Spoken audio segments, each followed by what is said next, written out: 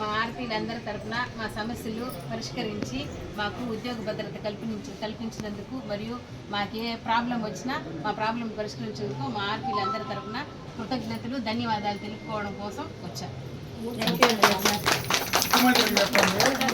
ముఖ్యమంత్రి 10 కాలాల పాటు ఉండేది అది చూడాలంటే మీ చేతిలోనే ఉంది, చూసుకోండి. సార్ మేము వచ్చి మీకు వినతి పత్రం మా సమస్యల గురించి ఇచ్చాము, మీరు కూడా పై వరకు తీసుకెళ్లారు. ఇబ్బంది లేదు, మా మనస్ఫూర్తిగా కృతజ్ఞతలు చేసింది ముఖ్యమంత్రి చేశాడు. ముఖ్యమంత్రి 10 కాలాల పాటు ఉండడానికి మీరు ఏం చేయాలో అది మాత్రం చేయండి.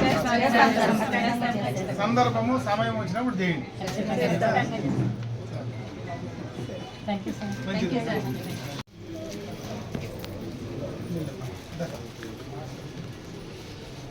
ఇప్పుడంతా ఎంతమంది ఉన్నారో అది నాకు తెలిసి ఎంతమంది కాదు, అందరూ లేరు కదా, ఇంకా రాలే కదా.